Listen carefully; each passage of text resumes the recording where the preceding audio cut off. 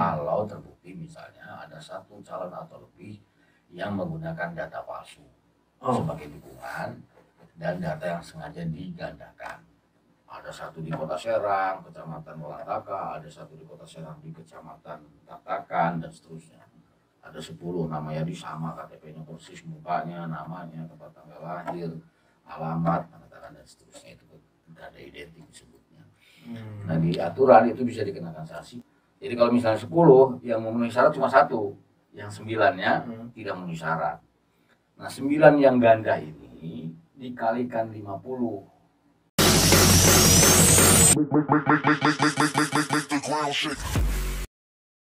Assalamualaikum warahmatullahi wabarakatuh. Bertemu lagi dengan saya di Jaya Santika dalam podcast Banten Hai. Ketahui bahwa pemilu 2024 sedang berjalan tahapannya. Baru kemarin penyerahan syarat dukungan DPD RI. Dan sudah hadir bersama saya Komisioner KPU Banten, Bapak Eka Setia Laksmana. Betul kan? Betul. Assalamualaikum. Waalaikumsalam. Sehat ya? Alhamdulillah. Saya mau ketemu sahabat lama yang luar biasa. Kemarin di medsos, di berita kelihatan Bung Eka sedang menerima penyerahan syarat dukungan. Nah, seperti apa prosesnya itu yang namanya DPD RI itu?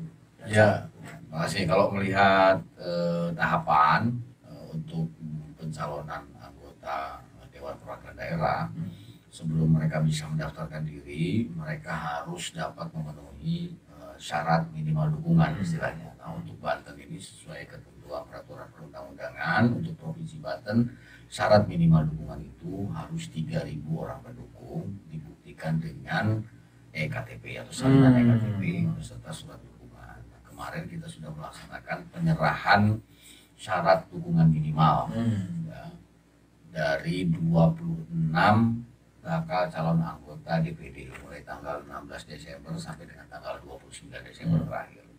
Nah, dari 26 itu sudah masuk semua melalui sistem informasi pencalonan atau silon DPD, dan dari 29 itu ada 2 orang, dari 26 itu ada 2 orang yang menyerahkan secara fisik langsung ke KPU pada tanggal 29 malam. Itu kita terima semua. Tahapannya kemudian setelah itu semua data, karena yang meskipun dia menyerahkan fisik, tapi kita sudah beri waktu 3 hari atau 3 kali 24 jam dia untuk ngupload semua. Karena nanti verifikasi administrasi, masuk dalam tahapan verifikasi administrasi itu by system. By system itu nanti diturunkan ke kabupaten kota buka aplikasi silonnya, itu akan dilihat si A misalnya menyerahkan 3.200.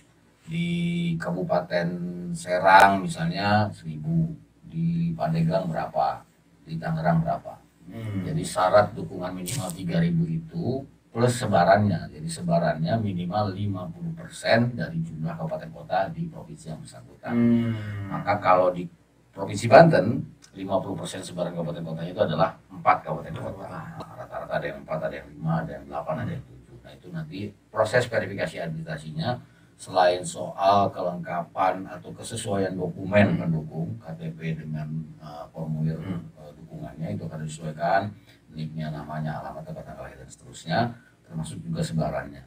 Sebarannya itu harus mencukupi minimal 50% jumlah kabupaten kota. Dia tidak bisa menumpuk di satu wilayah ya, harus ada sebaran. Pokoknya ada sebaran deh. Misalnya punya dukungan 3.500.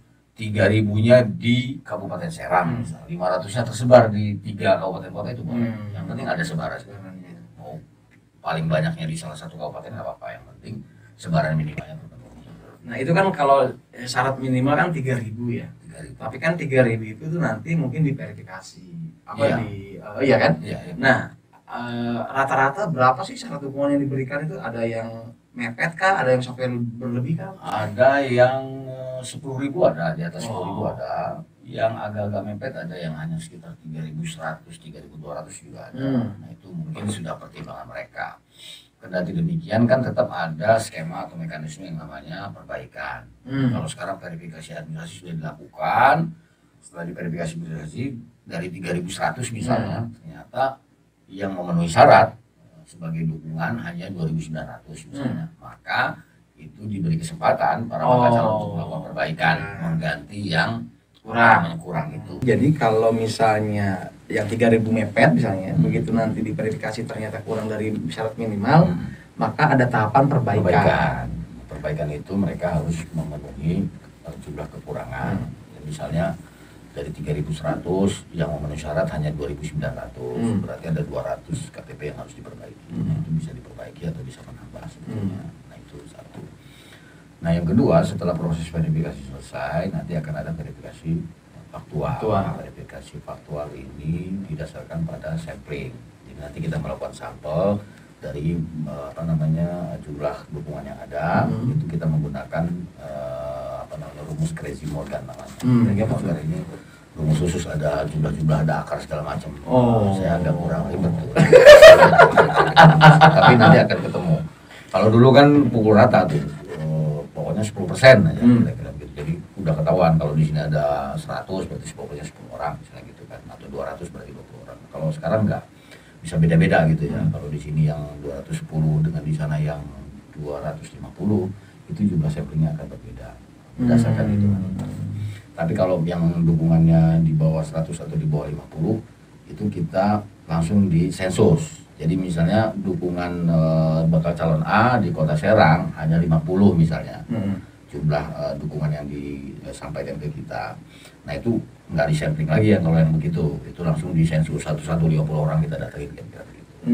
Kalau yang masih 2.000, nah itu nanti ada rumusnya, Crazy Morgan akan ketahuan berapa. Nah itu verifikasinya door to door ke yang KTP di kalau yang faktual ya door to door, nanti ditanya, Om Yadi ini KTP Om Yadi ada dalam dukungan bakal calon A untuk DPD Banten, bener nggak ngedukung? Oh benar, berarti memenuhi syarat. Kalau enggak, saya nggak pernah mendukung, oh bener nggak merasa mendukung, nggak, oke ini tanda tangan surat pernyataan, pernyataan tidak mendukung. Kalau Om Yadi tanda tangan, maka dia tidak memenuhi syarat dukungannya. Tapi kalaupun Om Yadi mengaku tidak mendukung tapi tidak mau menandatangani surat pernyataan, tetap memenuhi syarat dianggapnya. Kira-kira begitu ketentuannya. Artinya ada tim khusus memang yang ya ada nanti verifikator namanya. Itu dari tim kita di kabupaten kota, dibantu nanti sama teman-teman di PPK kecamatan dan insya Allah oleh PPS, karena verifikasi administrasinya Januari, verifikasi faktual akan kita lakukan sekitar Februari atau Maret. Februari mulai jalan. Dan kalau DPDR ini kan walaupun di Senayan begitu ya, di pusat, tapi berbeda dengan DPR RI kali ini di sini hajatannya di KPU Provinsi Banten mungkin ya. Kalau penetapannya nanti sama dengan DPR RI di sana. DPR RI, tapi proses penerimaan calon penerimaan syarat dukungan, pendaftarannya itu udah di kita dari awal, nanti kita setorkan. Makanya kita bikin silon. Nah, satu lagi hal penting yang perlu saya sampaikan, ada satu ketentuan terkait dengan sanksi pengurangan dukungan calon. Kalau terbukti misalnya ada satu calon atau lebih yang menggunakan data palsu sebagai dukungan dan data yang sengaja digandakan. Jadi misalnya bakal calon A itu memuat dukungan Om Yadi 10. Ada satu di Kota Serang, Kecamatan Walantaka, ada satu di Kota Serang di Kecamatan Taktakan dan seterusnya. Ada 10 nama Yadi sama, KTP-nya persis, mukanya, namanya, tempat tanggal lahir, alamat, tanda tangan dan seterusnya, itu tidak ada identik disebutnya. Nah di aturan itu bisa dikenakan sanksi pengurangan jumlah dukungan. Jadi kalau misalnya 10 yang memenuhi syarat cuma 1, yang 9-nya tidak memenuhi syarat. Nah 9 yang ganda ini dikalikan 50.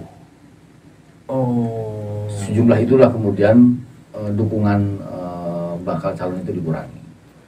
Jadi kalau ada 9 berarti 450 dukungan harus dikurangi. Jadi tapi tidak serta-merta. Dalam surat terakhir KPU mengatakan untuk mengenakan sanksi pengurangan pengalian 50 pendukung itu harus ada putusan pengadilan. Agak susah. Ribet juga ya. Tapi yang pasti kalau ada ganda 10 biji itu 9 yang MS, ini yang TMS. Tapi kalau sanksi pengurangan kelipatan 50-nya itu harus ada putusan pengadilan. Jadi harus ada yang ngelaporin dulu di sidang, di putus pengadilan, dibanding panjang Pak. Dan itu pernah terjadi di mana? Kalau aturan yang ini baru sekarang. Kalau 2019 ya, 2019 dan 2014, 2004 itu nggak harus ada putusan pengadilan. ketemu ganda identik, ada 10, ada 5, ada 15, kali 50 potong. Kalau sekarang nggak bisa, ada putusan pengadilan. harus ingkrah bahasanya. Harus ingkrah, putusan yang bersifat tetap. Tetap itu kan berarti sampai putusan kasasi, Pak.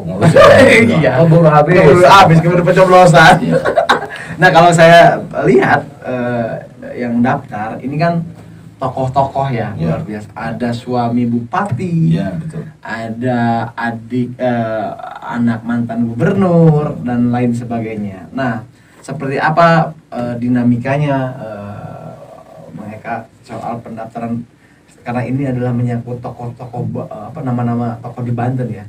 Apakah dari si perlakuan segala macamnya semuanya sama dan seperti apa? Ya, kalau dari sisi pelayanan kita tentu prinsip kesetaraan, prinsip keadilan itu yang kita terapkan. Mau dia saat ini sebagai incumbent, mau dia anggota DPR RI, mau dia istri bupati, mau dia suami wali kota atau sebaliknya, semua kita layani secara sama. Datang, kita sampaikan tata tertibnya, kita arahkan ke meja yang memang disiapkan untuk menerima mereka, ya, seperti itu rata semua. Ada juga yang datang bawa pasukan Atraksi gitu? atraksi seni budaya itu ada yang membawa timnya banyak, ada yang hanya diwakilkan saja 2 orang, ada. Ya kita terima dengan penghormatan yang sama, dengan pelayanan yang sama, dengan sajian yang sama, ada minuman, ada snack itu dari situ. Jadi alhamdulillah kita juga live streaming terus tuh, dari proses penerimaan sampai pagi, dari pagi sampai sore, terakhir dari pagi sampai tengah malam. Kita masih proses pemberian BA juga kita laksanakan di hari yang sama, tidak ada yang kita tunda. Itu jadi pelayanan. Nah, kalau dari tahapan selanjutnya verifikasi, tapi dari semua tahapan soal DPD RI, apa yang paling krusial? Yang paling krusial ya nanti rekapitulasi verifikasi dukungan. Oh, di situ ya. Nanti setelah verifikasi faktual, nah itu yang paling krusial karena menyangkut nasib lolos atau tidak ya, si bakal calon anggota DPD. Kalau hasil verifikasi administrasinya sudah sesuai semua, katakanlah misalnya bakal calon A, hasil verifikasi administrasinya itu sudah melebihi ambang batas minimal di atas 3.000, maka dia langsung masuk ke verifikasi faktual.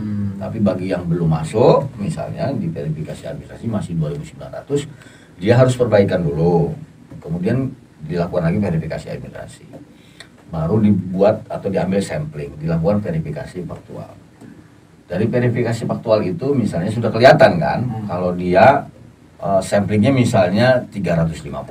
Kalau dikalikan berarti itulah sama dengan 3.500 lah kira-kira. Dari proses itu kemudian hasil verifikasi faktualnya ternyata yang benar cuma 200. Setelah menggunakan rumus dikalikan dan seterusnya keluarnya cuma 2.200 misalnya. Maka dia dianggap tidak bisa memenuhi syarat untuk bisa mendaftar. Sekali lagi, syarat dukungan ini sebagai tiket bakal calon untuk bisa mendaftar sebagai calon anggota DPD. Itu yang krusialnya di situ. Kalau dari pas katakanlah pencoblosannya gitu ya, dinamikanya sama tingginya nggak dengan DPR RI, DPRD, DPD? Pengalaman saya ya 2014 waktu saya di Bawaslu, 2019 saya di KPU, pemilu itu untuk DPD sangat landai. Oh, sangat landai. Dinamikanya tidak terlalu tinggi, bahkan mungkin tidak ada dinamika. Bahkan dari pengamatan, pengawasan, pemantauan, masa kampanye aja banyak yang nggak memanfaatkan itu. Oh, saya nggak ngerti juga kok bisa terpilih 4 gitu ya. Mereka menggunakan strategi apa gitu. Mungkin kampanyenya. termasuk mungkin perhatian masyarakat nggak terlalu tinggi dibandingkan DPR. Ya, Bung Yadi yang bisa menilai. Saya lihat dari sisi teknisnya saja. Ya. Banyak dari bakal calon tidak memanfaatkan masa kampanye untuk mereka gunakan sebagai ajang kampanye mereka. Itu kita ketahui dari sedikitnya laporan, karena kewajiban mereka untuk melaksanakan kampanye itu kan ada pemberitahuan ke kita. Maka dia menggunakan kampanye tatap muka, kampanye tertutup segala macam itu Tapi yang incumbent sekarang juga kan, misalnya yang 2019, Bung Yadi bisa lihat pengalaman 2019, itu bisa dilihat itu jejak digitalnya. Hampir nggak ada itu yang kelihatan melakukan kampanye, ngumpulin massa, melakukan kampanye, bagi-bagi alat peraga kampanye atau bahan kampanye misalnya ke pasar kanan. Tapi yang muncul gitu dengan suara yang relatif signifikan, ada yang 1 juta, ada yang 400.000. Kemarin terbesar 1 juta ya? 1 juta atau Bu Andiara. Yang lainnya 300, 200 juta. Ada Bung Habib Alwi, ada. Sekarang incumbent ada berapa orang yang maju Pak? Semuanya ikut. Yang lama, yang kemarin nyalon juga ada banyak. Yang kemarin jadi peserta 2019 ada juga yang ikut. Yang anggota DPR RI aktif juga ada. Nah itu gimana DPR RI aktif, DPRD ada ya? Ada aktif DPRD. Itu boleh. Tidak mengundurkan diri sebagai anggota DPR RI. Kemarin pengalaman 2019 itu putusan MK yang dilarang itu pengurus partai kalau anggota partai. Oh. Itu hebatnya undang-undang kita. Hebat. Luar biasa. Jadi memberikan hak yang sama kepada semua warga negara. Sama ya. Calon yang Oke BK, sekarang apa harapannya terutama soal DPD ya? Tadi disampaikan agak landai dibandingkan yang lain. Nah, di 2024 ini apa harapannya KPU Banten soal DPD RI? Tentu harapan terbesar kita rakyat atau warga Banten memilih anggota DPD yang lebih baik lagi, yang punya potensi besar untuk bisa mengangkat nama Banten, ya kan, membesarkan Banten di kancah nasional, termasuk juga bisa berkontribusi terhadap regulasi-regulasi daerah yang bisa membangun Banten secara keseluruhan. Kedua, kami berharap tingkat partisipasi masyarakat lebih baik lagi di 2024.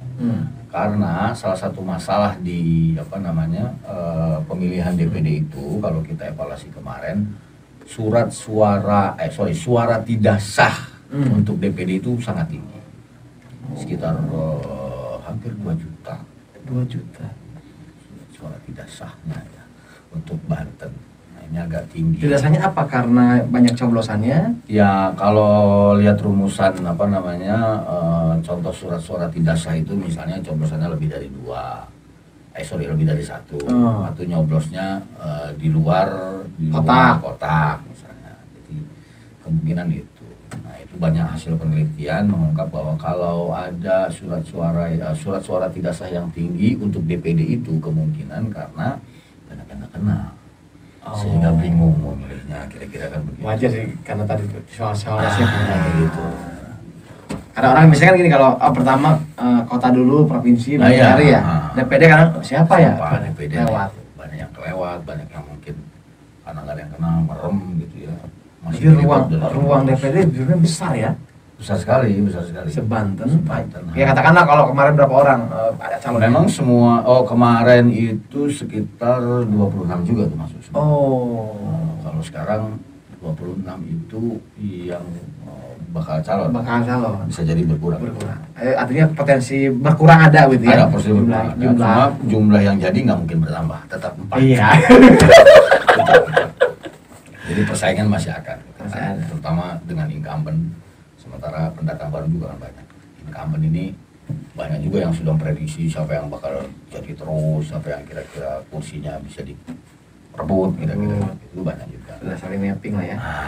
Dan pemilih juga masyarakat diharapkan juga mulai sekarang, mulai nanti setelah ditetapkan mulai mengenal, membaca, meneliti ya. Karena ini pertaruhannya 5 tahun ke depan gitu ya. Kalau Bung Yadi jadi caleg aja lah, jangan DPD. Enggak lah, saya gini aja lah. Jadi wawancara caleg aja. Baiklah, Bung Eka, terima kasih banyak. Mohon maaf, jadi mudah-mudahan nggak kapok. Kita bisa ketemu lagi, bisa ngobrol lagi. Soalnya kalau ngobrol sama Bung Eka tuh kayak kerasa. Sama saya juga. Baik, terima kasih banyak. Salam buat teman-teman KPU dan berharap pemilu 2024 tahapannya sampai ke hari hanya lancar, sampai terus ke hasilnya. Amin. Dan sukses buat Bung Eka. Amin. Sukses juga buat Bung Yadi. Amin. Terima kasih banyak. Demikianlah podcast kita kali ini dengan Komisioner KPU Banten Eka Setia Laksmana. Terima kasih banyak. Wassalamualaikum warahmatullahi wabarakatuh.